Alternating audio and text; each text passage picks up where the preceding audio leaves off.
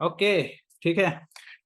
Seminar हुआ, बहुत अच्छा हुआ, मजेदार हुआ। मोटी मोटी चीजें दी मैंने बच्चों को। और मैंने कोशिश किया कि उनका दिमाग उनको खुद सॉल्व करे। बहुत हैवी मटेरियल देकर भेजा मैंने उन्हें। मुझे उम्मीद है बहुत लोगों पर असर हुआ होगा। उस पर चर्चा करेंगे। थोड़ी क्लास लगा लूँ मैं, क्योंकि सेमिनार के बचे हुए क्वेश्चन आज होंगे। ठीक है। सेमिनार में कुछ क्वेश्चन पूछे गए थे, सभी क्वेश्चन वहां नहीं लिए जा सके क्योंकि एक्सरसाइज बहुत ज्यादा थी और बहुत सारे काम करने थे। क्वेश्चन आंसर भी थे, आधे छूट गए। मेन यहाँ पर मैं बचे हुए क्वेश्चन ले रहा हूँ। ठीक है। ओके, तो पहला क्वेश्चन कहाँ गया? ये रहा। पहला सवाल है, अगर हमें ईश्वर ने बनाया है तो ईश्वर को किसने बनाया है? ठीक है, ठीक है। ओके। पहला सवाल है, अगर हमें ईश्वर ने बनाया है तो ईश्वर को किसने बनाया है? देखो, इंसानी दिमाग असीम कल्पनाएं कर सकता है। उसने अपनी कल्पनाओं के दम पर ही इस पृथ्वी पर अपना वर्चस्व साबित किया है। हम जो भी सवाल सोच सकते हैं उसके जवाब तक भी पहुंच सकते हैं।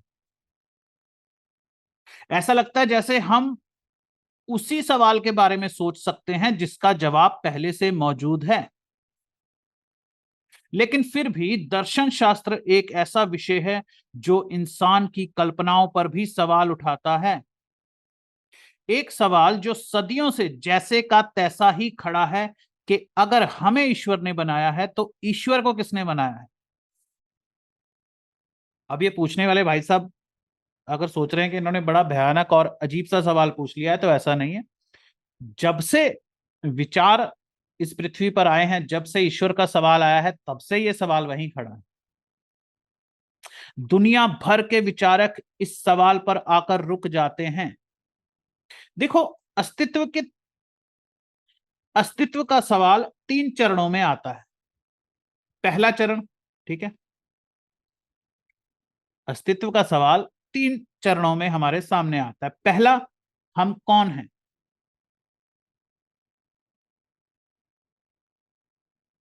इसका जवाब है, हम इंसान हैं। क्लियर है? दूसरा चरण है,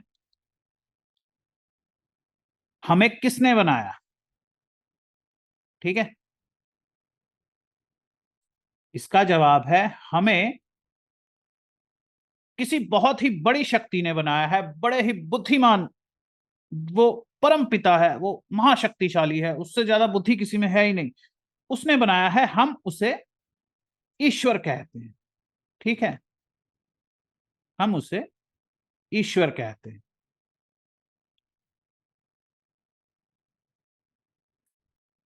तीसरा सवाल, अस्तित्व के अस्तित्व के सवाल के 3 चरण हैं। 3 सवाल हैं अस्तित्व पर उठाने वाले। पहला, हम कौन हैं? हमें किसने बनाया? है ना? पहला है, हम कौन है? हम इंसान हैं। हमें किसने बनाया? हमें ईश्वर ने बनाया। तीसरा स्टेप है, अगर हमें ईश्वर ने बनाया है तो फिर ईश्वर को किसने बनाया है?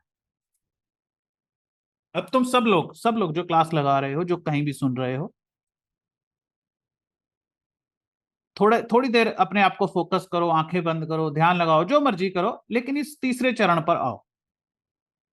जरा सोचो। चाहे ध्यान मत लगाओ, ऐसे आम कुर्सी पर बैठे बैठे सोचो, ईश्वर को किसने बनाया? अब इस तीसरे चरण पर बैठकर हमारे दिमाग में क्या आया? शून्य। तुमने देखा? अभी तुम प्रैक्टिस कर रहे हो, अभी सोच रहे हो हम इंसान हैं, हमें ईश्वर ने बनाया। हमारे दिमाग में ईश्वर आ गया ना, कैसा भी है, 4 हाथ वाला, 1 हाथ वाला, जीसस या अल्लाह या भगवान, कोई भी है। कुछ तो आया ना हमारे दिमाग में। लेकिन जैसे ही हम अस्तित्व के सवाल के तीसरे चरण पर पहुंचते हैं कि ईश्वर को किसने बनाया, हमारे दिमाग में कुछ भी नहीं आता। हमारी कल्पनाएं हमारे इस ब्रह्मांड तक ही सीमित है। अगर हम कल्पना करने भी लगे कि ईश्वर को किसने बनाया है, तो हम उसको बनाने वाले की क्या तस्वीर बनाएंगे अपने दिमाग में? ना ही वो मछली जैसा हो सकता है, ना ही कबूतर जैसा। क्योंकि हम लोग जो भी सोच सकते हैं वो सब कुछ तो ईश्वर ने बनाया है ना। हम ऐसा भी नहीं सोच सकते कि शरीर उसका इंसान का है, सिर भेड़िए का है, हाथ उसके शेर जैसे हैं, पैर उसके ऊंट जैसे हैं। ये भी अगर हम सोचेंगे तो वो हमारी कल्पना है, क्योंकि इन सबको भी ईश्वर ने बनाया है। यहां तक तो हमने अपने आप को सेटिस्फाइड कर लिया ना, चाहे ये सच है चाहे झूठ है, कुछ भी है, इंसान को भाई सेटिस्फेक्शन चाहिए। जवानी निकल जाती है चीखते चिल्लाते, लेकिन उसको सवालों के जवाबों की जरूरत नहीं होती, लेकिन आगे जाके सवालों के जवाबों की जरूरत पड़ती है, और तब ऐसे दो दो पैसे के जवाब नहीं काम आते हैं। दिमाग कोई सॉलिड सॉलिड जवाब मांगता है। यूं तो दुनिया के हर सवाल के जवाब में हमारे दिमाग में कोई ना कोई कल्पना आ जाती है। यहां आकर क्या हो जाता है? वाय शून्य। क्यों है शून्य?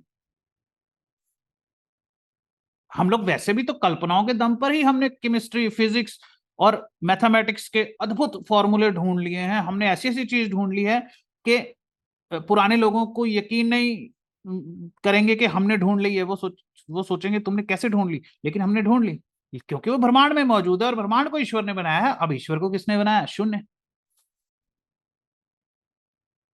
यहां से समझ में आता है कि हमारे दिमाग और कल्पनाओं की सीमाएं हैं।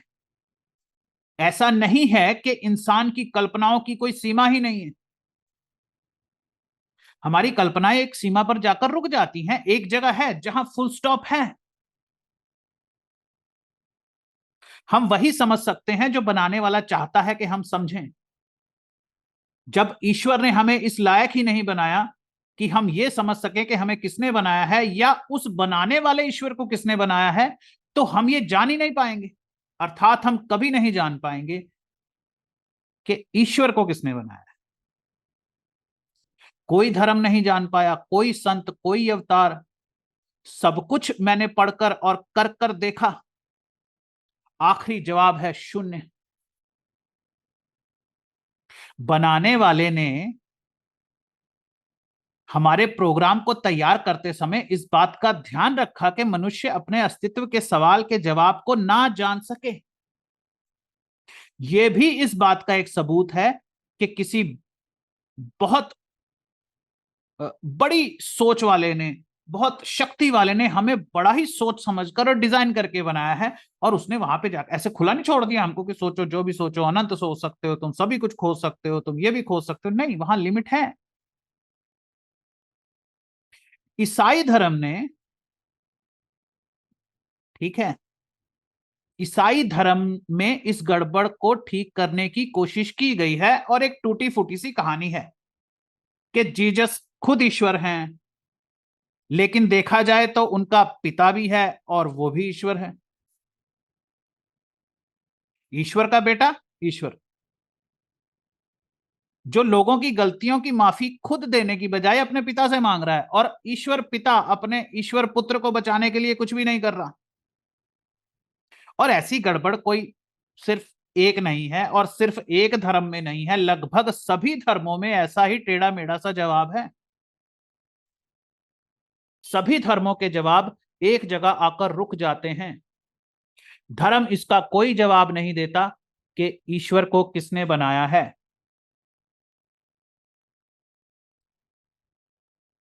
चारवाक इस विषय में क्या कहता है?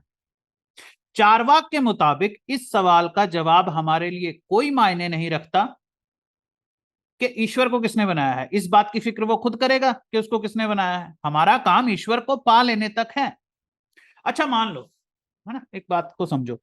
मान लो ईश्वर कोई हमारे ही तरह चलता फिरता हुआ इंसान है, हाथ पैर वाला, और वो चाय पीता है और यहां वहां सैर करता है, और जिस किसी भी इंसान को ब्रह्म ज्ञान हो जाता है, उसे ईश्वर के कमरे में जाकर उसके सामने सोफे पर बैठकर उससे बात करने का मौका मिलता है।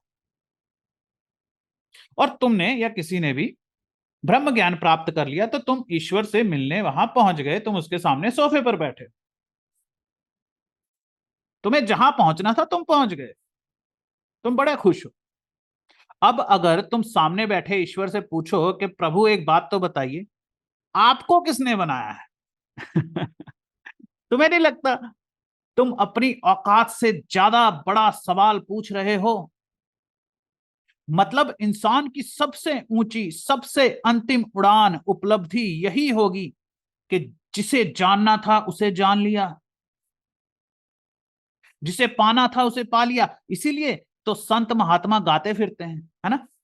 कितने संतों के मुंह से तुमने सुना है, जिसे पाना था उसे पा लिया, अब और कुछ नहीं पाना, वही अंतिम सत्य है, अब और कुछ नहीं जानना। गौर करो तो सभी संत और महात्मा, सभी ग्रंथ और वेद इसी बात पर जोर दे रहे हैं कि ईश्वर के बाद और कुछ नहीं है। भाई दिमाग में तो उनके भी आता होगा, लेकिन उन्होंने लिखा नहीं।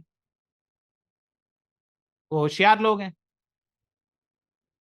वो जानते हैं ऐसा कुछ भी किसी कहीं पर भी डाल दो तो वो पूरे पूरे ग्रंथ की कोई वैल्यू नहीं रहेगी। आखिरी सवाल की वैल्यू रह जाएगी कि ईश्वर को किसने बनाया। वो जो ग्रंथ लिखा है उसकी तरफ कौन ध्यान देगा? लाखों सालों से इंसान इसी सवाल को इग्नोर करता आ रहा है, क्योंकि इस सवाल का कोई मतलब ही नहीं है। हर धर्म इस ब्लैक होल से दूर ही रहता है।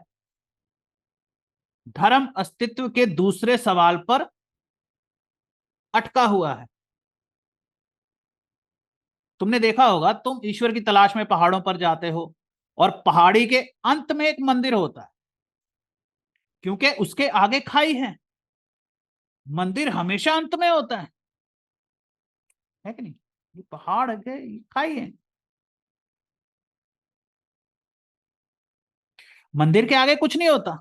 वो जो खाई है वही अस्तित्व का तीसरा सवाल है। लेकिन तुम्हें दूसरे सवाल से ही माथा टेक कर वापस भेज दिया जाता है कि नहीं? कि हो गया बस, जाओ यहीं से। ईश्वर अंतिम सत्य है। तरीका अच्छा भी है, सुंदर भी है, और बहुत से लोगों के लिए काफी भी है। हम कभी उस जवाब तक नहीं पहुंच सकते। यही ब्रह्म ज्ञान है। ठीक है, यही ब्रह्म ज्ञान है। क्या है ब्रह्म ज्ञान? वही अंतिम है। ब्रह्म ज्ञान का मतलब ही है कि तुम तीसरे स्टेप से वापस जाते हो शून्य से। ईश्वर को किसने बनाया? अरे तुम जानकर करोगे भी क्या? तुमने वो औरतें देखी हैं जिन्हें पता भी हो कि उनका पति उनसे सच्चा प्यार करता है, फिर भी वो ये जानने की कोशिश करती रहती हैं कि शादी से पहले पति की कोई गर्लफ्रेंड थी या नहीं थी, कि बचपन में वो किसी से प्यार करता था कि नहीं करता था। वो उसके मुंह से उगलवाती रहती हैं कि तुम्हें अपने टीचर पर क्रश था। मैंने सुना है लड़कों को अपनी टीचर पर क्रश होता है तो बंदा बक देता है कभी ना कभी, आगे पीछे कुछ तो बोल ही देता है। लड़के वैसे भी ज्यादा छुपाते नहीं है, मतलब उनके साथ अगर चार पांच बुरे हादसे हुए हों तब जाकर वो अपने मोबाइल की सफाई करते हैं। नहीं तो गर्लफ्रेंड आती है 5-5 साल पुरानी, 10-10 साल पुरानी फोटोएं पड़ी होती हैं, चैटिंग पड़ी होती है, कौन डिलीट करता है? किसको पकड़े जाने का डर होता है? लड़के उस तरह सोचते ही नहीं है।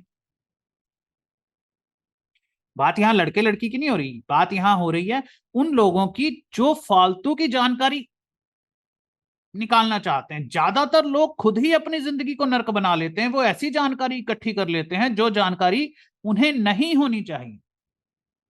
ऐसा नहीं कि उनके काम की नहीं होनी, नहीं होती जानकारी, उन्हें वो जानकारी होनी ही नहीं चाहिए।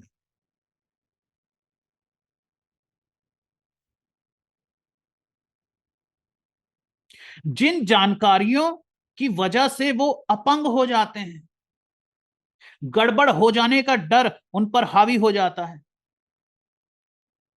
तुम्हें क्या लेना ईश्वर को किसने बनाया है?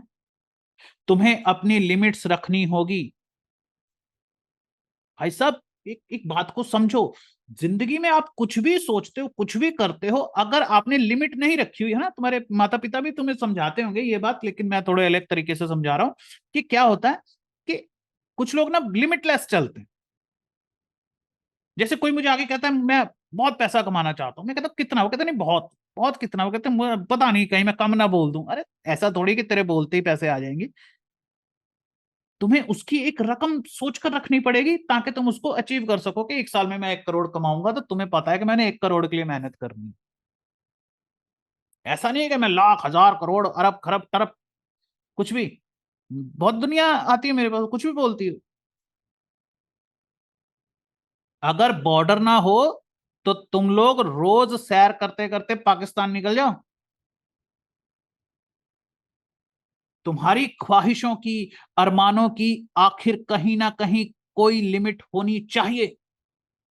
अरे मैं तुमसे कह रहा हूं तुम बड़े से बड़ा सोचो, बड़े से बड़ा सोचो कि मैं दुनिया का सबसे अमीर आदमी हो जाऊं, है ना, सबसे शक्तिशाली हो जाऊं, मेरे पास बंगले हो, मेरे पास मेंबरशिप हो बड़े बड़े क्लब्स की, बड़ी बड़ी ऑर्गेनाइजेशन की मेंबरशिप हो, मैं अच्छे लोगों में बैठूं, मतलब अंत ही कोई नहीं है भाई। लेकिन फिर भी वो जो तुम बोल रहे हो वो अंत होना चाहिए। एक बहुत बड़ा सपना देखो, लेकिन सोच समझकर उस पर काम करो, बुरे सवालों से और बुरी जानकारी से बचो। तुम्हें लग रहा है मैंने एक उड़ता हुआ सवाल पूछ लिया है ना कि, या तुम्हें लग रहा होगा चलो कुछ तो पूछूं। ऐसे सवालों से बचना है।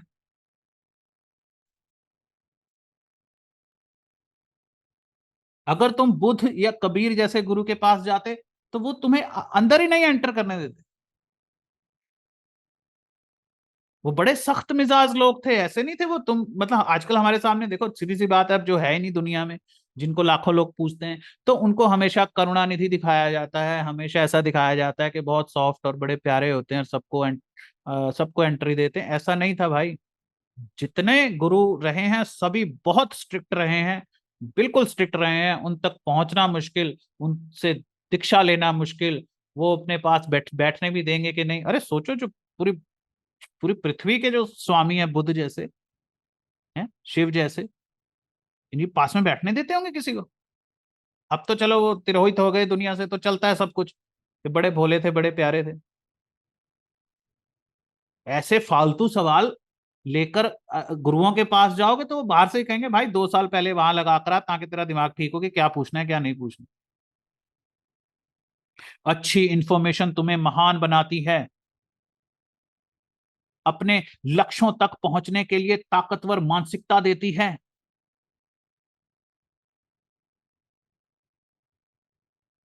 एक चीज को यहां देख लेना, बड़ा मजेदार पॉइंट है। देखो धर्म, मैं धर्म पर बोलता ही रहता हूं, है ना, कुछ ना कुछ धर्म तो आएगा ही। अगर तुम धर्म को समझ गए तो तुम कोई भी कंपनी चला सकते हो, देश चला सकते हो, लोगों का छोटा मोटा ग्रुप चला सकते हो। पॉइंट को समझना। देखो धर्म का ईश्वर से कुछ लेना देना नहीं होता, ईश्वर एक अलग चीज होती है ना। देखो ये हो गया ईश्वर, है ना, सूर्य बना देते हैं, ये हो गया ईश्वर। अब तुम नीचे मंदिर बना रहे हो, धर्म चला रहे हो, पिरामिड बना रहे हो, उससे किसी उसको उससे उसका क्या लेना देना? उससे इन दोनों का आपस में कुछ लेना देना नहीं है। लेकिन ऑफ कोर्स इस ये तो इसी का नाम लेकर अपने आप को चलाता है या उसको अपना लीडर मानता है, लेकिन इसको इसकी कोई परवाह थोड़ी ना है। जो गॉड है, गॉड को पता ही नहीं कौन सा धर्म है और धर्म में तुम्हें क्या बताया जा रहा है, गॉड को कुछ पता ही नहीं है। ये हमने अपनी खिचड़ी पकाई हुई है, जो भी धर्म होता है वो हम सवालों के जवाब चाहिए ना भाई, नहीं चाहिए क्या? बहुत से लोग आकर कहते हैं कि धर्म होता है ही क्यों धर्म। अरे तेरे तेरे को अभी समझ में नहीं आया कि सवाल क्या है, तो तेरे को जवाब चाहिए ही नहीं। लेकिन जिन्हें समझ में आ गया वो तो तड़पते हैं ना, उनको तो शांति चाहिए ना। अब ये क्या है? ये एक सिस्टम है। ये जो रिलीजन है ना, ये एक सिस्टम है। ये अपने आप में इसमें कोई श्रद्धा दिखाने वाली चीज नहीं। श्रद्धा दिखानी तो इसमें दिखाओ, धर्म में क्या? धर्म तो बहुत सारी बातें हैं, बहुत सारे रूल्स हैं, बहुत सारे तरीके हैं। लेकिन ये सिस्टम इतने काम का है कि अगर तुम्हें धर्म समझ में आ जाए, देखा, मैं तुम्हें बता रहा हूं कि धर्म जो होता है वो ईश्वर विहीन ही होता है हमेशा। कोई भी धर्म किसी भी ईश्वर का नहीं होता। धर्म हमेशा ही ईश्वर विहीन होता है, लेकिन वो ईश्वर को मानकर चलते हैं, मतलब एक प्रिंसिपल की तरह। प्रिंसिपल का कोई काम नहीं होता देखने में, खैर। ये जो धर्म है ये एक ऐसा सिस्टम है जो तुम्हें सिखाता है कि लोगों को एक साथ एक मकसद के लिए कैसे जोड़कर रखा जाता है, कैसे लोगों से किसी पर्टिकुलर काम को करवाया जाता है जो धार्मिक होता है। ऑफकोर्स सीधी सी बात है, धर्म का मतलब है पूरे समाज का भला, जिसमें सबका भला हो। जैसे कोई नहर खोदनी हो, है, इसलिए तुमने देखा ना भारत में हर नदी हर नहर का नाम देवियों के नाम पर है, ईश्वर के नाम पर है। क्योंकि भाई वो हाथों से बनाई गई चीजें हैं, मंदिर बनाए गए हैं, और बहुत कुछ है जो सब धर्म के नाम पर है। लेकिन तुम एक पॉइंट को समझो, जो लीडर है अगर वो धार्मिक नहीं होगा या वो धर्म पे विश्वास नहीं करता होगा, लोग धर्म पे विश्वास नहीं करते होंगे, तो तुम इतने हजार लोगों को कैसे मनाओगे कि आओ ईंटें उठाओ वहां रखो, खड्डा खोदो, और वो तुम्हारी बात क्यों मानेंगे? इसीलिए राजा हो या व्यापारी, वो धर्म की पूजा करते हैं। चाहे सम्राट अशोक हो, चाहे आजकल के अंबानी हो, या इलॉन मस्क हो, वो आपको हमेशा ही धार्मिक प्रवृत्ति के नजर आएंगे। वो अक्सर धर्म में जुड़े रहते हैं क्योंकि उन्हें पता है कि मैं चाहे धर्म को नहीं मानता या मैं ईश्वर को नहीं मानता, ये लोग तो मानते हैं ना, इनको इनसे मैं कैसे अपना मैसेज दूंगा और अपना काम कैसे करवाऊंगा। धर्म का सही और गलत दोनों तरह इस्तेमाल किया जा सकता है। ये दो धारी तलवार है। इसीलिए राजा, नेता और गुरु बड़ा ही सोच समझ कर बनाना चाहिए।